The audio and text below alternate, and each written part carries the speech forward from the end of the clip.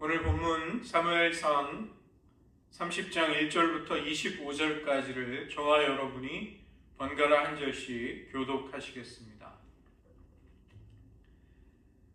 다윗과 그의 사람들이 사흘 만에 시글락에 이른 때에 아말렉 사람들이 이미 네겝과 시글락을 침노하였는데 그들이 시글락을 쳐서 불사르고 거기에 전권을 운영하는 한 사람도 죽이지 아니하고 다 사자가 끌고 자기를 갔더라.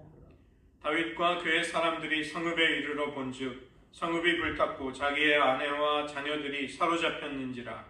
다윗과 그와 함께한 백성이 울 기력이 없도록 소리를 높여 울었더라. 다윗의 두 아내 이스라엘 여인 아히노암과 갈멜 사람 나발의 아내였던 아비가일도 사로잡혔더라. 백성이 자녀들 때문에 마음이 슬퍼서 다윗을 돌로 치자 하니 다윗에게 답답하였으나 그의 하나님 여호와를 믿고 용기를 얻었더라. 다윗이 아히멜렉의 아들 제사장 아비아달에게 이르되 원하건대 에봇을 내게로 가져오라. 아비아달이 에봇을 다윗에게로 가져가매 다윗이 여호와께 묻자와 이르되 내가 이 군대를 수역하면 따라잡겠나이까 하니 여호와께서 그에게 대답하시되 그를 쫓아가라. 네가 반드시 따라잡고 도로 찾으리라. 이에 다윗과 또 그와 함께한 600명이 가서 부솔 시내에 이르러 뒤떨어진 자를 거기 머물게 했으되 곧 피곤하여 부솔 시내를 건너지 못하는 200명을 머물게 했고 다윗을 400명을 거느리고 쫓아갔다고 합니다. 무리가 들에서 애굽 사람 하나를 만나 그를 다윗에게로 데려다가 떡을 주어 먹게 하며 물을 마시게 하고 그에게 무화과 음치에서 뗀 덩이 하나와 건포도 2송이를 주었으니 그가 밤낮 사흘 동안 떡도 먹지 못하고 물도 마시지 못하였음이니라. 그가 먹고 정신을 차리매 다윗이 그에게 이르되 너는 누구에게 속하였으며 어디에서 왔느냐 하니 그가 이르되 나는 애굽 소년이요 아말렉 사람의 종이더니 사흘 전에 병이 들매 주인이 나를 버렸나이다. 우리가 블레 사람의 남방과 유다에 속한 지방과 갈렙 남방을 침노하고 시글락을 불살랐나이다. 다윗이 그에게 이르되 네가 나를 그 군대로 인도하겠느냐 하니 그가 이르되 당신이 나를 죽이지도 아니하고 내 주인의 수중에 넘기지도 아니하겠다고 하나님의 이름으로 내게 맹세하소서. 그리하면 내가 당신을 그 군대로 인도하리이다 하니라. 그가 다윗을 인도하여 내려가니 그들이 온 땅에 한만하여 블레셋 사람들의 땅과 유다 땅에서 크게 약탈하였으므로 말미암아 먹고 마심에 충심인지라. 다윗이 새벽부터 이튿날 저물 때까지 그들을 치매 낙타를 타고 도망한 소년 400명 외에는 피한 사람이 없었더라.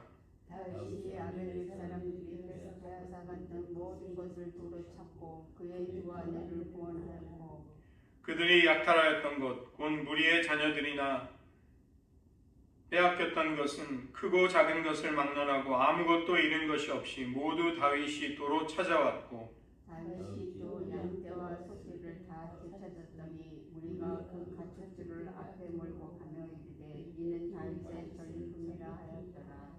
다윗이 전에 피곤하여 능히 자기를 따르지 못하므로 부솔 시내에 머물게 한 200명에게 오매 그들이 다윗과 그와 함께한 백성을 영접하러 나오는지라. 다윗이 그 백성에게 이르러 문안하매 다윗과 함께 갔던 자들 가운데 약한 자들과 불량배들이 다 이르되 그들이 우리와 함께 가지 아니하였은즉 우리가 도로 찾은 물건을 무엇이든지 그들에게 주지 말고 각자의 처자만 데리고 떠나가게 하라 하는지라.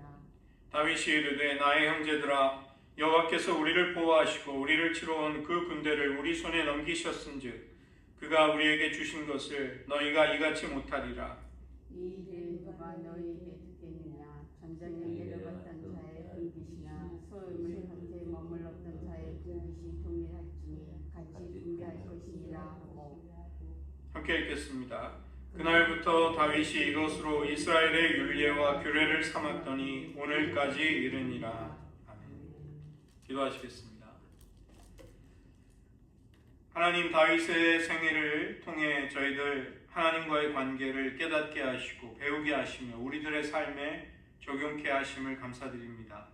하나님께서 행하신 모든 것을 은혜로 간주하고 인식하고 받아들임으로써 다윗은 자신의 삶을 그 신앙의 흐름 속에서 맡길 수 있었습니다. 우리들에게도 오늘 허락된 삶을 주님의 은혜로 알며 그렇게 살아갈 수 있게 도와주시옵소서.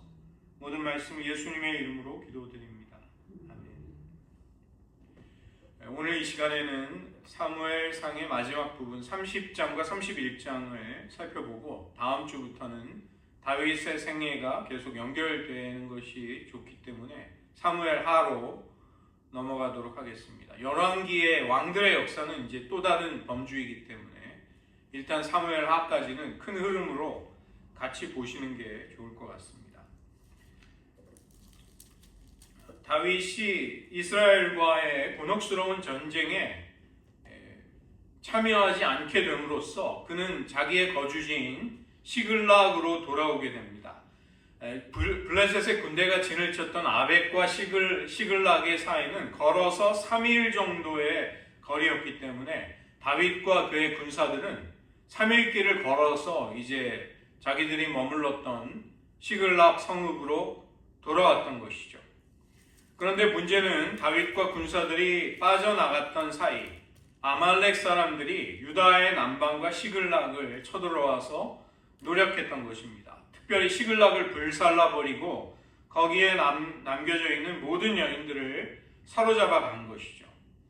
이것은 다윗이 아말렉의 거주지를 쳐들어가서 모두를 죽이고 가축을 노략해 갔던 것에 대한 그들 입장에서는 보복이었을 것입니다. 다윗과 그의 군사들은 이런 모든 것을 전혀 모르다가 이제 내 동족과 전쟁을 하지 않아도 된다는 사실에 안도하면서 돌아왔는데 그들 앞에는 놀라운 광경이 펼쳐져 있었던 것이죠. 2절을 보시면 젊거나 늙은 여자들이라고 되어 있는데 3절은 그들의 아내와 자녀들이다 이렇게 표현이 되어 있습니다. 다윗과 그의 일행들이 느꼈을 슬픔과 분노가 얼마나 컸을지를 보여주는 것은 큰 소리로 울었다. 기진맥진할 정도로 힘이 없을 적 남겨있지 않을 때까지 큰 소리로 울었다 이렇게 말하는 것이죠. 그와 함께한 백성, 이것은 군사들만을 말하는 것이 아니라 시글락에 살아남은 사람들, 다윗에게로 몰려와서 점점 그를 따르는 사람들이 많아졌음을 암시하는 것입니다. 심지어는 다윗의 아내였던 아히노암 아비가일도 사로잡혀갔다. 다윗 역시 이 끔찍한 사태의 희생자가 되었다는 것입니다. 문제는 이런 현실에 대한 백성들의 분노와 상실감이 얼마나 컸던지 다윗을 돌로 쳐 죽이자 이런 말이 나올 정도였다는 것이죠. 다윗은 그의 생명과 리더십이 큰 위협을 받게 됩니다. 다윗 입장에서는 정말 말할 수 없이 큰 어려움을 하나님의 은혜를 통해 극적으로 피할 수 있게 되어서 돌아왔는데 더 심각한 일이 벌어진 것입니다. 백성들과 함께 울면서 망연자실했던 다윗은 이제는 그 백성들이 자기를 죽이려고 덤비는 것을 눈앞에서 목격하는 것이죠. 그러나 그는 지금까지 도와주셨던 여호와 하나님을 의지하면서 용기를 얻습니다. 위기의 순간에 다시금 하나님을 부르며 하나님을 의지했던 것이죠. 우리가 이런 다윗의 모습을 통해 배울 수 있는 것은 위기를 만났을 때 그저 울며 한탄만 하면서 낙심해 있을 것이 아니라는 것입니다. 살아계신 하나님, 우리가 부르짖을 때 우리의 간구와 호소를 들으시는, 응답하시는 하나님, 구원을 베푸실 수 있는 하나님을 우리가 의지해야 한다는 것이죠. 정신을 차린 다윗은 제사장 아비아달에게 에봇을 가져오라고 합니다. 아말렉과의 전쟁을 앞두고 이 전쟁을 할지를 이제 하나님께 묻기 위함이었습니다. 우리는 이미 28장에서 꿈으로도 우림으로도 선지자로도 어떤 방법으로도 사울 왕에게 응답하시지 않는 하나님을 보았습니다. 그 때문에 사울 왕은 하나님이 금지하신 영적으로 너무나도 위험한 죽은 자를 불러내는 초혼술, 그런 방법까지 동원해서라도 하나님께 물으려고 하지만 하나님은 대답해 주시지 않는 것이죠. 그 때문에 그는 파멸의 세계로 이제 돌이킬 수 없이 발을 내디디게 됩니다. 그러나 여기 다윗은 하나님께 묻고 있고 그런 다윗에게 하나님은 대답해주고 계십니다. 다윗이 여호와께 군대를 따라잡을 수 있을지를 물었을 때 쫓아가라고 하시면서 따라잡을 수 있을 뿐만이 아니라 빼앗긴 모든 것을 되찾게 해주겠다는 약속을 주시는 것이죠. 하나님이 너희의 이번 전쟁에 내가 친히 함께 하리라는 확신을 주시는 것입니다. 이런 다윗의 모습은 사울과는 큰 대조를 보이는 것이죠. 우리가 하나님께 은총을 받았다는 증거 가운데 하나는 하나님께로부터 오는 응답이 있다는 것입니다. 우리가 무언가를 하나님께 간구하고 간절히 호소할 때 우리의 기도를 들으시는 하나님, 우리의 사정을 헤아려 주시는 하나님, 그분을 만나는 것이죠. 하나님의 약속을 받은 다윗은 군사들을 이끌고 부솔 시내로 가는데 거기에서 어쩔 수 없이 두 부대로 사람들을 나누게 됩니다. 너무나도 지쳐서 사흘길의 행군을 신체적으로 견디지 못하는 사람들은 200명을 추려서 거기 남겨두고 400명만을 데리고 이제 아말렉을 추격하는 것이죠. 본문에 따르면 이들은 거의 죽을 정도로 힘들었다. 너무나 힘들어서 자기 가족을 구출해내야 하는 상황에도 그 전쟁에 따라가지 못하는 사람들이 있었기에 약한 사람들을 남겨둔 것입니다. 600명을 모두 동원해도 사실 전쟁을 하는 데는 많은 숫자가 아닙니다. 17절을 보시면 나중에 살아남아 도망친 아말렉 군사들의 숫자가 400명이었다. 이것은 아말렉 군대가 다윗의 군대보다는 훨씬 큰 규모였음을 말하는 것이죠. 그러나 다윗은 전쟁이 여호와의 손에 있다는 것을 믿고 있었습니다. 군사들의 많고 적음이 전쟁을 결정짓지 않음을 그는 알고 있었던 것이죠. 이런 승리의 약속을 붙들 수 있었기에 그는 연약한 병사들을 남겨둘 수 있었습니다.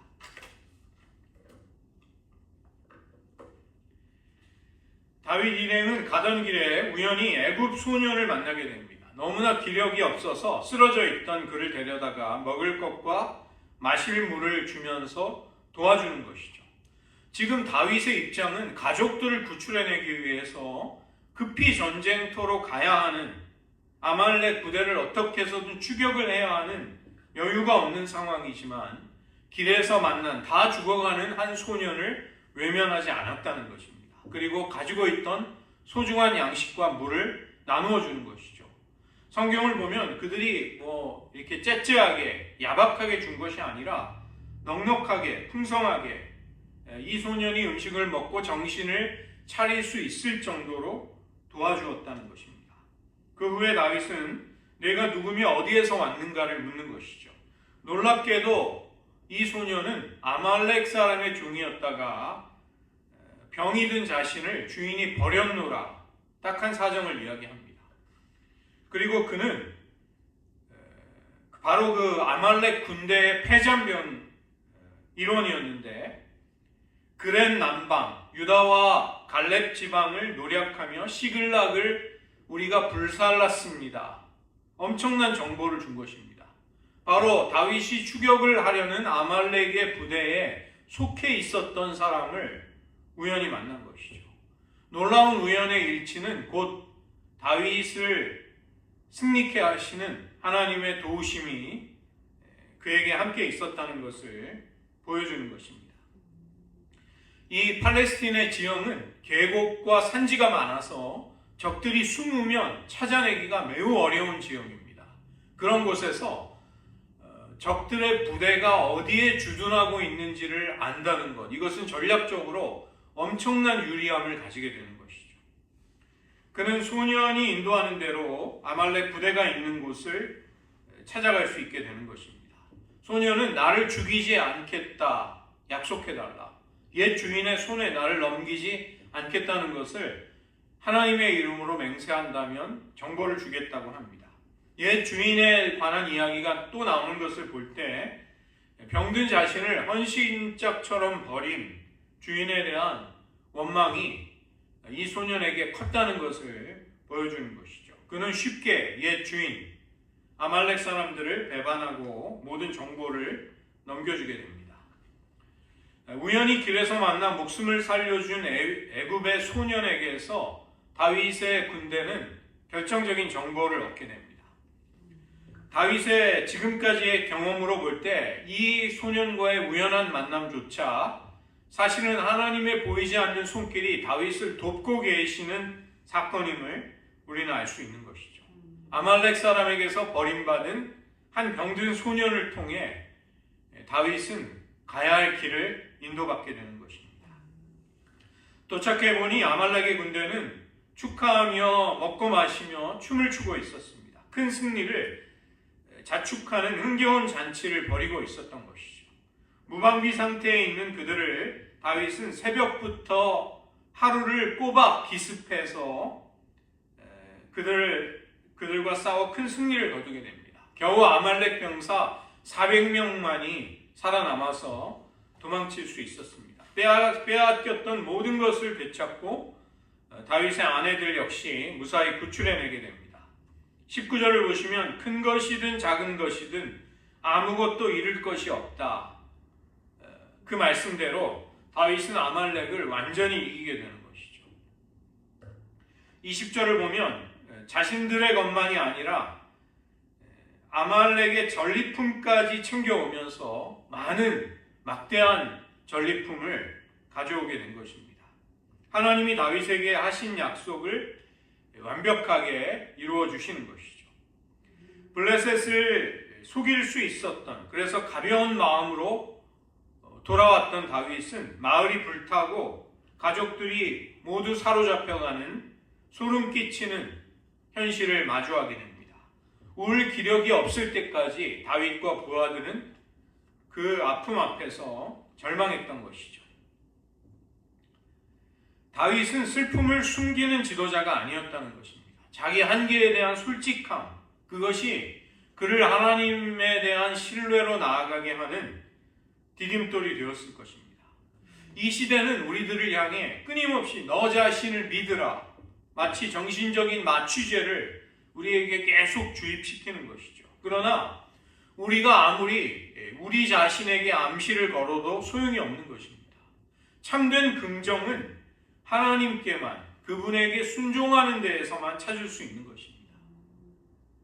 차라리 부정적인 삶의 조건들, 나 자신의 한계를 솔직하게 시인하는 데서부터 우리는 하나님을 신뢰하는 발걸음을 시작할 수 있는 것이죠.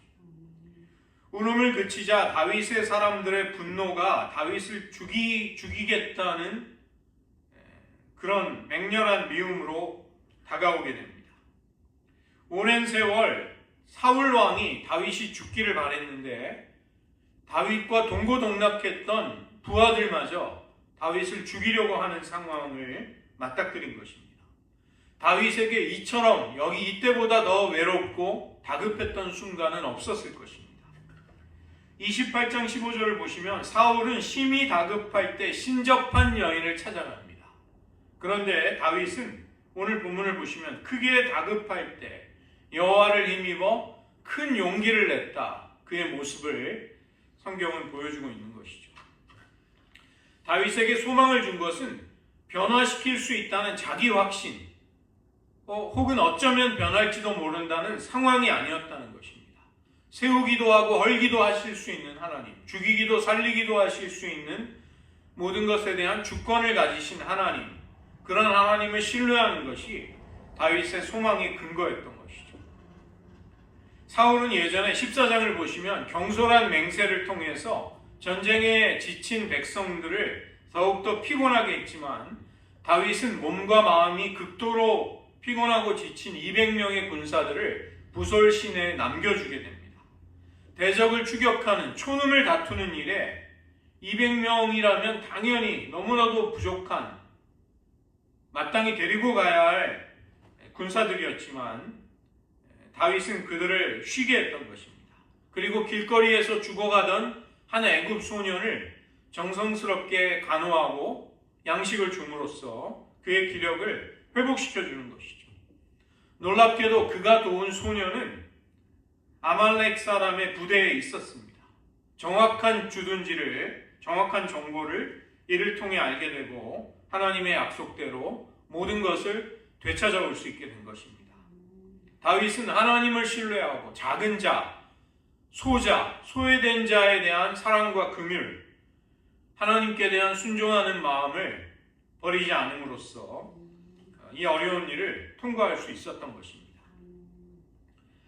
예수님은 나는 양들을 위하여 기꺼이 목숨을 바치는 선한 목자라고 말씀하시는 것이죠.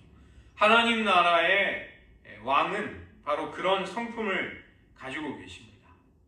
오늘 우리도 우리에게 아무리 다급한 일이 있다 할지라도 나의 그 조급함 때문에 쫓기는 듯한 나의 바쁨 때문에 혹시 누군가를 외면하며 무시하지 않는지 우리 자신을 돌아볼 수 있어야 하겠습니다.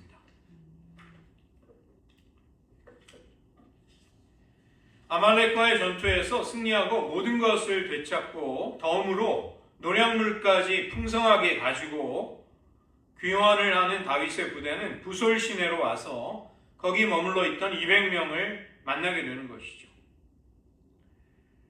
이들은 시글락으로 돌아간 것이 아니라 일종의 퇴로를 막는 예비 부대의 역할도 해야 됐기 때문에 그 자리에 있었습니다. 이 200명은 간절한 마음으로 다윗과 400명의 자기의 동료들이 혹시라도 무슨 일을 당했을지 가슴 졸이면서 기다렸을 것입니다. 반가운 모습으로 돌아오는 그들은 기쁨으로 마중했던 것이죠. 다윗도 그들에게 문안했대. 그들에게 샬롬을 빌어주면서 인사했던 것입니다. 전투에는 함께 하지 못했을지라도 동고동락했던 공동체의 일원으로서 서로의 무사함을 보고 기뻐할 수 있었던 것이죠. 그런데 이런 훈훈한 좋은 분위기에 찬물을 끼얹는 사람들이 등장합니다. 아말렉과의 전투에 참여했던 사람들 중에 몇몇 사람들, 22절을 보면 이들을 다윗의 일행 중에 있었던 악한 자와 불량한 사람들이다. 성경은 그렇게 그들을 언급하고 있는 것이죠. 이들은 부솔 시내에 남아있던 200명은 전투에 참여하지 않았기 때문에 전리품을 줄 수 없다. 그들에게 나누어 주지 말자고 이야기하는 것입니다. 도로 찾은 물건, 성경은 그렇게 말하고 있지만 이것은 원래 빼앗겼던 물건만이 아니라 아말렉에게서 탈취한 모든 풍성한 전리품을 같이 포함해서 이야기하는 것이죠. 단지 그들의 아내와 자녀들만을 주고 떠나게 하라. 이들을 불량한 자들이라고 성경이 부르고 있는 것은 이들이 사실은 처음부터 특별히 악하고 불량한 자들은 아니었을 것입니다. 그러나 동료들에게 노획물을 하나도 나누어 주지 말자고 할 때 이들을 악하고 불량한 자들이라고 성경은 평가하고 있는 것이죠. 그러나 다윗은 모든 군사들을 나의 형제들이라고 부르고 있습니다. 어려움과 기쁨과 슬픔을 함께 했던 우리는 동료가 아니냐, 한 몸이 아니냐.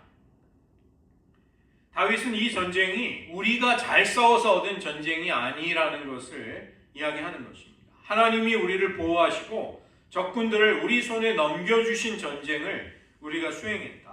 마땅히 전리품 역시 하나님이 우리에게 주신 것이기에 우리는 전투에 참여했든 아니든 간에 후방에 있었든 간에 동일하게 나누어 주는 것이 맞다고 이야기하는 것이죠.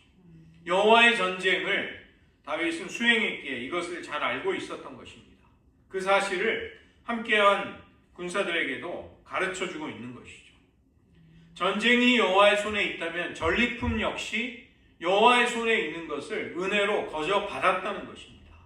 200명이 전쟁에 나가는지 아닌지는 승패에 영향을 미치지 못하게 됩니다. 심지어 400명 대신 이들이 전쟁에 나갔어도 여호와께서 승리를 주신다면 우리는 승리했을 것이다.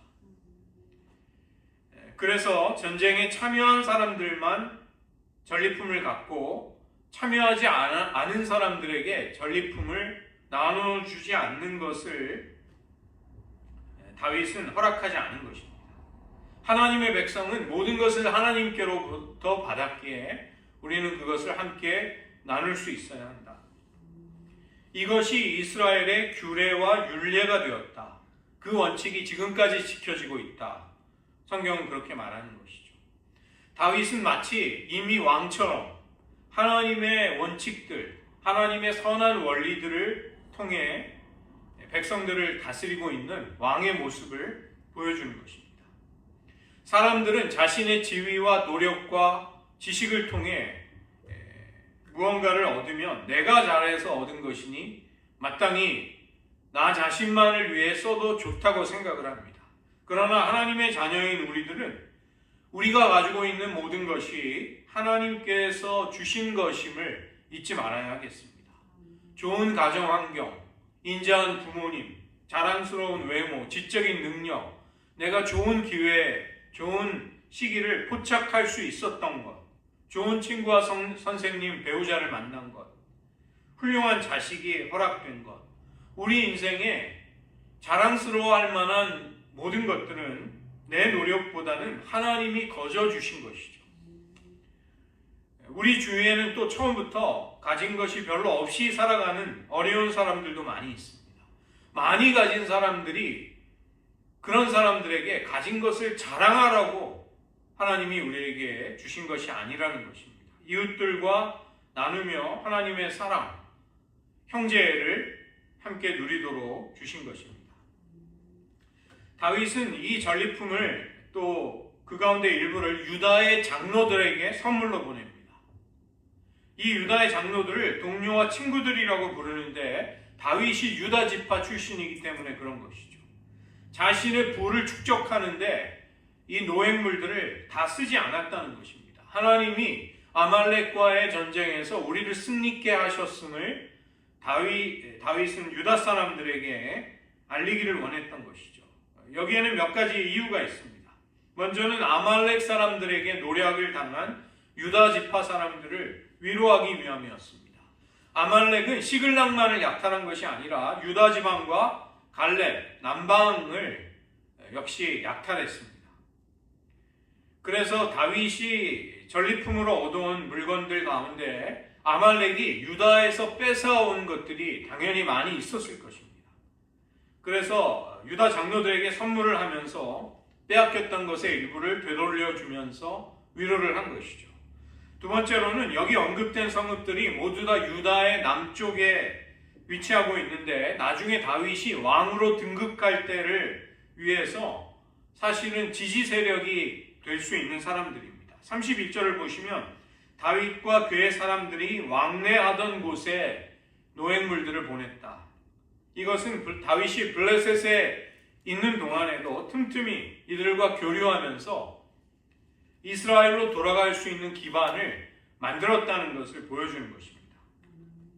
맨 마지막에 언급이 된 헤브론은 겐 사람이 사는 곳이었는데 나중에 다윗이 왕으로 유다 지파의 왕으로 추대가 되는 곳이었죠.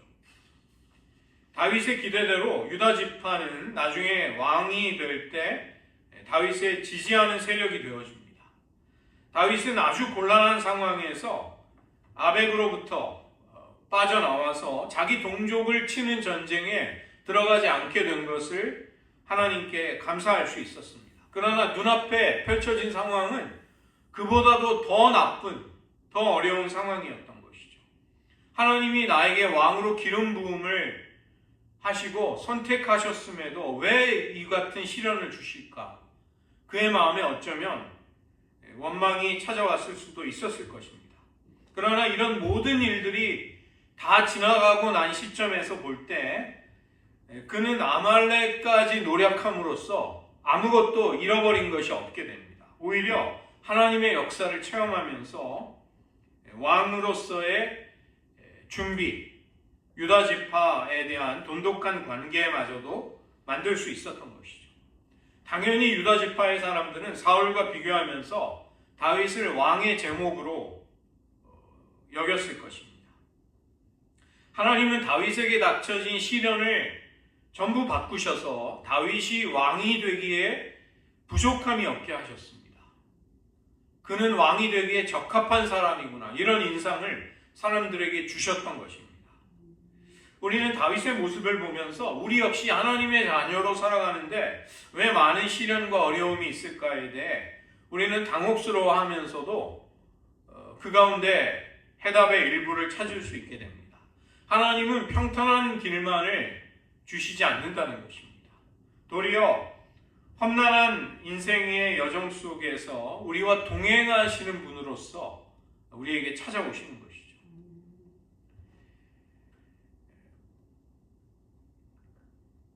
시글락에 남겨둔 사람들, 부설신에 있었던 사람들에게 처자만을 돌려주자, 가족만을 돌려주고 전리품을 주지 말자는 사람들의 요구에 대해서 다윗은 하나님의 원칙을 적용합니다. 이 동료들에게 냉정했던, 야박했던 사람들, 그들은 조금 전에 분명히 다윗에게 책임을 물어 죽이려고 했던 사람들이었을 것입니다. 자신들이 얻은 것조차, 하나님의 은혜로 얻은 것조차 나누어 주고 싶지 않은 사람들, 다윗에게 책임을 묻는 사람이죠. 그 다음에 다윗에게 승리가 찾아오면 그 전리품을 앞세우고 가면서 이것은 다윗이 얻어낸 전리품이다. 또 사람들 앞에 그렇게 외치는 사람들이었다는 것입니다.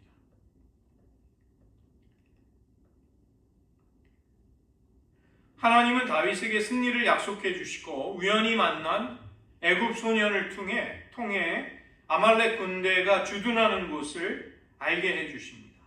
그리고 그런 하나님의 약속을 의지하는 다윗에게 승리를 주셨던 것입니다. 은혜를 잊어버린 곳에는 차별과 오만함과 무례함이 있게 됩니다. 내가 지금 앉아서 편히 누리고 있는 모든 혜택, 이것은 나의 수고의 결과라기보다는 하나님의 은혜의 결실로 허락된 것이었습니다. 누군가의 희생과 수고를 내가 누리고 있었던 것이죠. 하나님은 물론 우리는 어떤 사람 앞에서도 겸허해야 하고 소유나 지식을 가지고 권력을 가지고 사람을 판단하지 말아야 할 이유를 우리는 다윗을 보며 느끼게 되는 것이죠.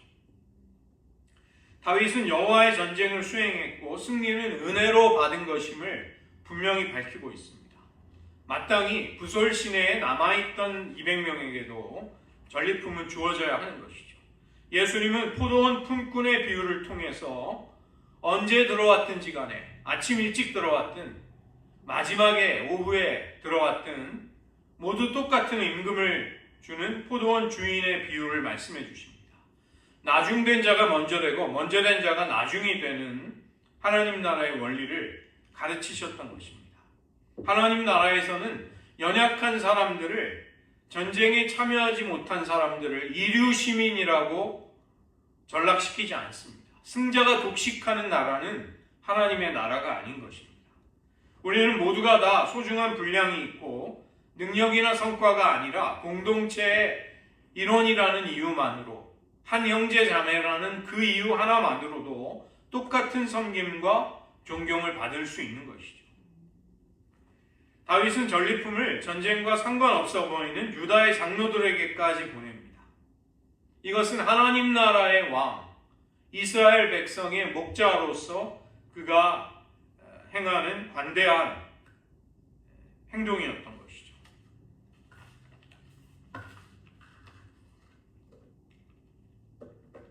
마지막으로 31장에 가서 우리는 사울 왕의 최후를 보게 됩니다. 28장에서 엔돌에 신접한 여인을 찾아갔던 사울의 이야기가 이제 31장으로 바로 연결이 되는 것입니다. 블레셋과의 전투를 앞두고 너무나도 불안했던 사울, 이 전쟁의 여부를 하나님께 물었지만 하나님은 어떤 방법으로도 응답해 주시지 않고 그는 결국 하나님이 금지하신 세계까지 발을 들이면서 하나님의 신탁을 들으려고 했던 것이죠. 이스라엘은 전쟁에서 지고 내일 전투에서 너와 너의 아들들이 죽임을 당할 것이다. 이 말을 듣고 그 밤에 그는 돌아가게 됩니다. 그것이 바로 31장에서 펼쳐지는 사건입니다. 31장은 이스라엘과 블레셋의 전투를 아주 간략하게 서술할 뿐입니다. 블레셋이 이스라엘을 쳤고 이스라엘은 도망했고 일부는 길보아 산에서 죽임을 당했다는 것입니다. 고대 전쟁에서 사용되는 무기는 창이나 칼, 활, 전부 다 관통상을 입히는 무기들입니다. 그래서 죽임을 당한 자라는 히브리 말은 관통상을 당한 사람, 그런 어원을 가지고 있습니다. 이스라엘은 변변하게 싸워보지도 못하고 도망치다가 죽임을 당하게 됩니다. 28장 19절의 예언처럼 하나님이 그들을 블레셋의 손에 넘기셨기 때문입니다. 그러나 반면에 하나님은 다윗의 손에 아말렉을 넘기심으로써 아말렉은 변변히 싸워보지도 못하고 도망치게 되는 것이죠. 예언대로 블레셋 사람들이 사울 왕과 사울의 세 아들들 요나단, 아비나답, 말기수아를 이날 죽이게 됩니다. 그리고 2절을 보시면 집요하게 이 사울 왕과 그 아들들을 죽이기로 작정한 사람들이 그들을 추격했다고, 쫓아와서 죽였다고 말하는 것이죠. 즉 사울에게 예언했던 것이 이루어졌다는 것입니다. 이날 안타깝게도 요나단의 죽음을 우리는 보게 되는데, 그는 아버지의 뜻을 어기면서까지 다윗을 살려주고 자신과 아버지의 왕위를 위태롭게 하는 원수라는 소리까지 들으면서 아버지의 창에 죽을 뻔도 했지만 끝까지 아버지를 떠나지 않고 충성하게 됩니다. 그는 죽는 자리에서도 사울의 아들로 살다가 사울의 아들로 죽었던 것이죠. 요나단이 이렇게 살았던 것은 그가 인생의 우선순위를 잘 정했기 때문입니다. 그는 자기 삶에서 우선순위의 첫 번째에 여호와 하나님을 둔 사람이었습니다. 그 때문에 그는 아버지의 뜻을 어기고 다윗을 살려주며 다윗을 지지했던 것이죠. 그 다음 인생의 우선순위는 아버지에 대한 충성과 사랑이었습니다. 아버지 사울은 자신을 싫어했지만, 미워했지만 아버지의 아들로서 또 왕자로서 의무를 다하고 그는 끝까지 아버지의 곁에 머물게 되는 것이죠. 아버지와 같이 한자리에서 죽고 죽어서도 아버지가 받는 수치와 모욕을 그는 함께 받았던 것입니다. 요나단은 어쩌면 두 아버지 하나님과 사울에게 끝까지 충성하면서 품위 있는 신앙인의 모습으로 살다가 전사했던 것입니다. 사울 왕의 죽음을 오늘 본문은 자세하게 이야기를 하고 있습니다. 3절을 보면 사울이 패전했다. 이것은 히브리 원문의 뜻을 살리면 전쟁이 말할 수 없이 그에게 버겁고 힘들었다. 그에게 무거운 것이었다. 이런 뜻이 됩니다. 사울의 전쟁은 하나님이 함께 해주셨기에 감당할 수 있었습니다. 그러나 지금 그는 하나님이 함께 하시지 않는 가운데 전쟁을 수행하고 있는 것이죠. 힘에 부쳐 도망하다가 활에 맞아 중상을 당하고 죽음을 피할 수 없음을 그는 예감하게 됩니다. 기왕 죽을 바에는 할례받지 않은 블레셋 사람의 손에 모욕을 당하고 싶지 않다는 것이 그의 간절한 바람이었습니다. 그래서 무기 든 자, 자기 수행원 부하에게 죽여달라는 부탁을 하지만 그도 역시 무서워서 그렇게 하지 못하는 것이죠. 스스로 자기 칼에 엎드러져서 그는 죽음을 맞이하게 됩니다. 31장 6절은 사울과 그의 아들들, 무기 든 자의 죽음, 모두 한날에 이들이 죽었다. 하나님의 신탁, 그 예언의 내용이 이루어졌음을 확인시켜주는 것입니다. 7절을 보시면 전쟁이 끝나자 이스라엘 골짜기 건너편에 살고 있던 사람들, 요단 동편의 사람들은 모든 것을 남겨두고 도망치게 됩니다. 그리고 그 영토를 블레셋 사람들이 찾아와 그대로 빼앗아 거기 거주하게 되는 것이죠. 이런 블레셋이 세력을 펼치고 있는 모습은 마치 사울이 왕권을 잡기 전의 상황, 초기의 상황으로 돌아간 것처럼 보이는 것입니다. 어떻게 해서든 다른 나라들과의 전쟁에서 우리를 대신할 왕을 세워달라는 이스라엘 백성들의 요구가 이 사울 왕의 죽음을 보면 그다지 효과가 없는 것처럼 보이는 것이죠. 이스라엘이 부강하기 위해서 필요한 것은 인간 왕이 아니라 여호와 하나님 그리고 그분에 대한 충성과 신실함에 있었음을 깨닫게 해주는 것입니다. 블레셋 사람들은 사울의 시체를 모욕하게 됩니다. 고대 사회는 물건이 귀중했기 때문에 전쟁터에서 전리품을 챙기기 위해 병사들이 돌아다니는데, 그러다가 비로소 사울과 아들들의 죽음을 알게 되는 것이죠. 사울의 머리를 베고 갑옷을 벗기고 그것을 블레셋 전역 산당에 보내서 사울의 죽음을 알리게 됩니다. 원수 나라의 왕의 죽음, 블레셋에게는 큰 경사, 축하할 일이었던 것이죠. 사울의 죽음을 기념하면서 갑옷을 아스다롯 신전에 보관합니다. 이것은 골리앗이 죽게 되자 그의 머리를 베고 그의 칼을 노베에 있는 성소에 두었던 것과 비슷한 것입니다. 그런데 문제는 상황이 역전이 되어서 이제는 블레셋이 이스라엘을 모욕하고 있는 것이죠. 사울 왕의 시체는 벳산 성벽에 못 박히는데 12절을 보시면 세 아들들의 시체가 함께 못 박히게 됩니다. 시체조차 안장되지 못하도록 하는 것, 죽은 자를 철저히 욕보이는 행동인 것이죠. 사울이 그토록 두려워하던 일이 그의 죽은 후에 그의 시체에 벌어지게 됩니다. 이 소식이 요단 동편에 살고 있던 길르앗 야베스 사람들에게 알려지는데 사무엘상 10장과 11장을 보시면 이전에 암몬 사람들이 이 길르앗 야베스 사람들을 침략했을 때 사울 왕이 이들을 구원하는 일이 있었습니다.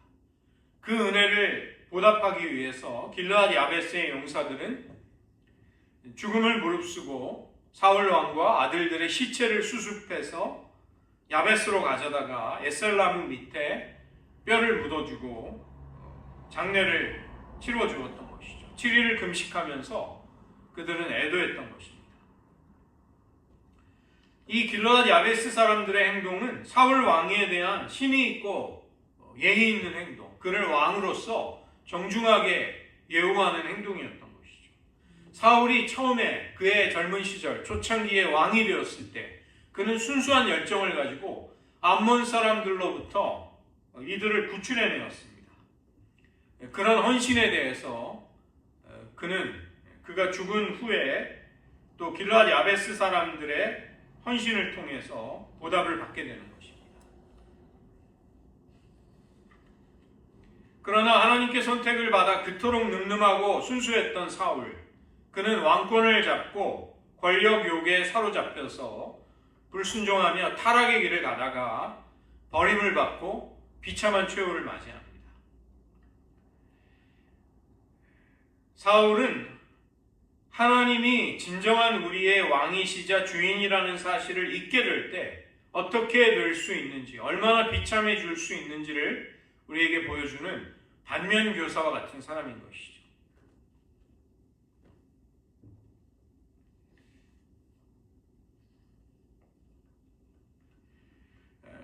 그는 자결을 통해서 마지막 수치를 면하려고 합니다. 그러나 사실은 그는 생명이 붙어 있을 때 하나님께 순종함으로써 하나님이 주신 명예를 지켜야만 했던 것입니다.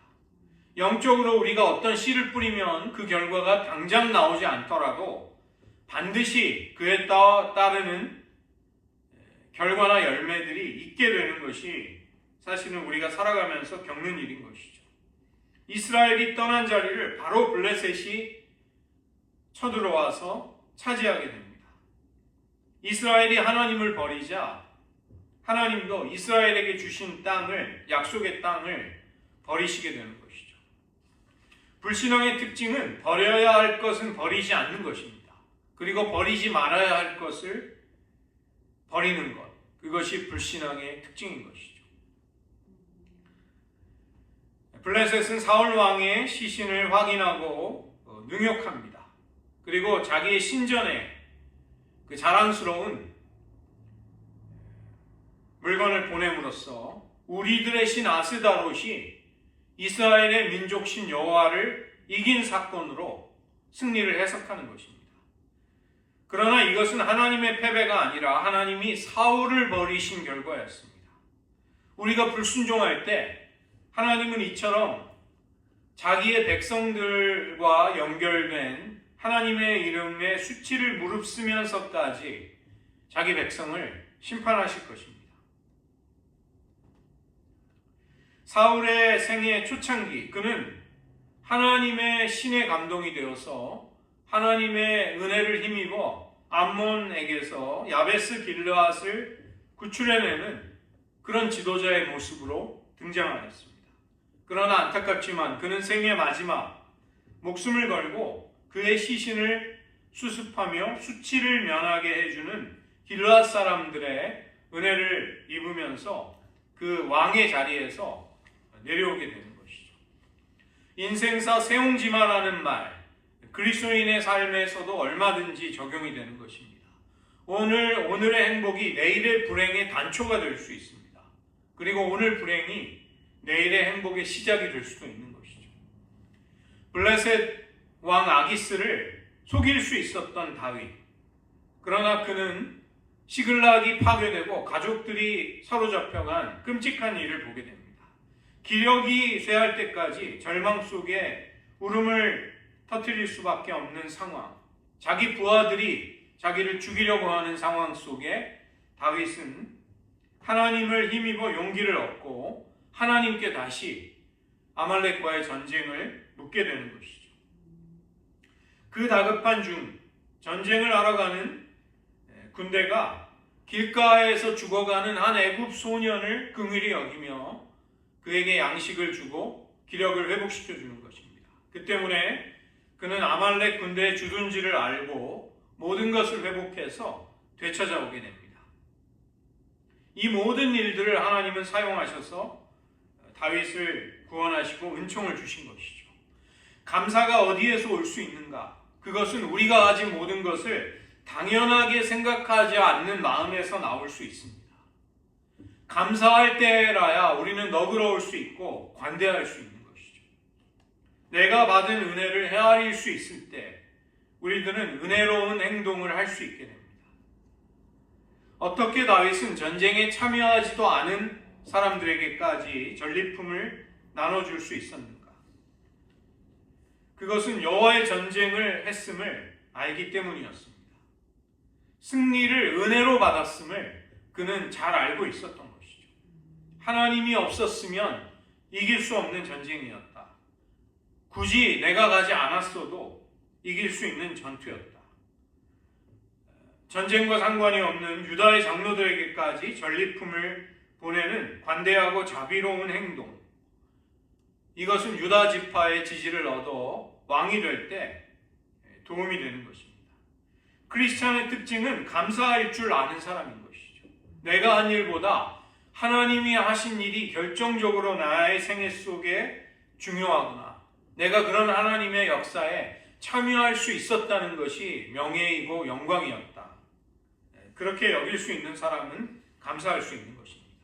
심지어 까다롭고 속 좁은 사람, 무례한 사람들에게까지 너그러울 수 있는 것이죠. 은혜를 배신으로 갚는 사람에게 악으로 되갚지 않을 수 있는 힘, 그것은 감사로부터 나오게 됩니다. 마침내 사울 왕은 죽는데 이것은 한 사람의 죽음이 아니었습니다.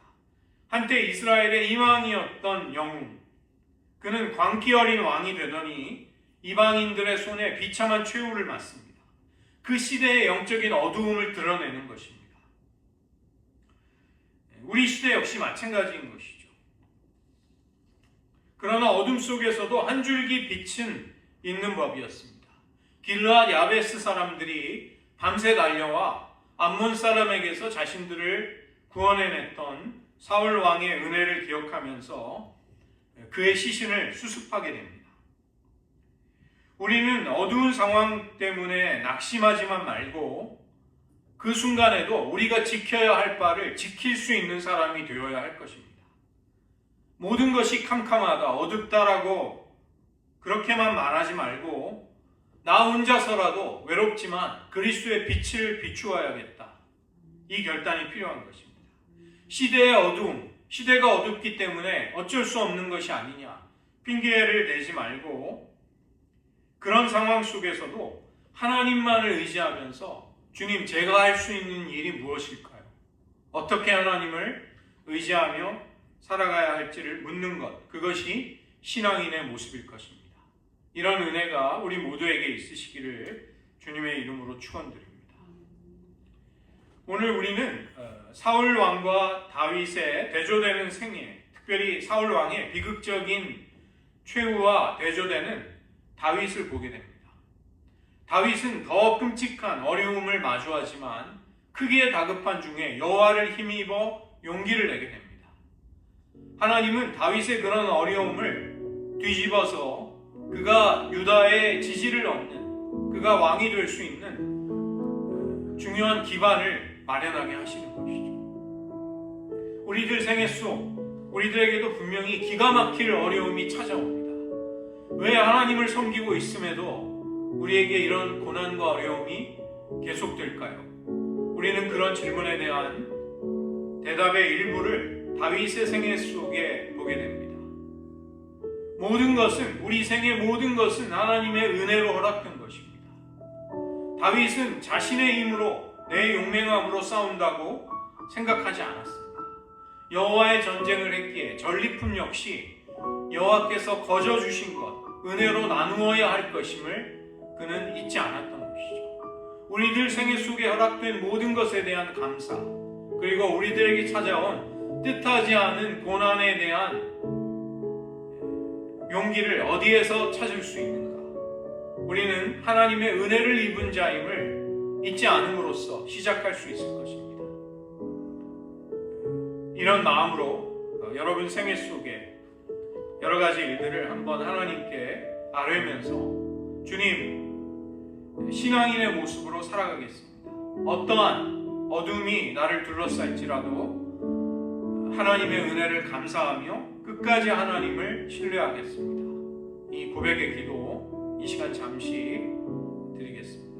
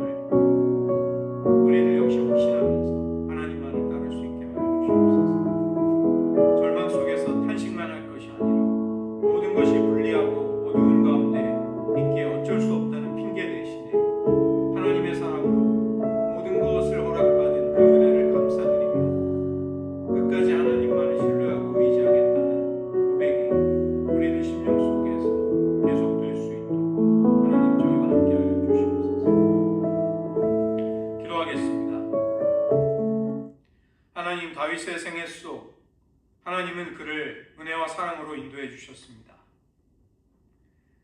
갑자기 쳐들어온 블레셋으로 인해 그를 죽이려던 사울 왕이 돌아가는 일도 있었고, 블레셋 신하들의 염려와 근심 때문에 그는 동족과의 전쟁을 피할 수 있게 되었습니다. 우리들 생애 속 우리가 감당할 수 없는 시험당함을 허락지 아니하시고 피할 길을 주셨던 하나님의 은혜와 사랑에 감사와 찬양을 드립니다. 다윗 역시 블레셋 왕 아기스를 피해 다행히 돌아올 수 있었지만 자기 가족들이 사로잡힌 더 어려운 현실을 마주하였습니다.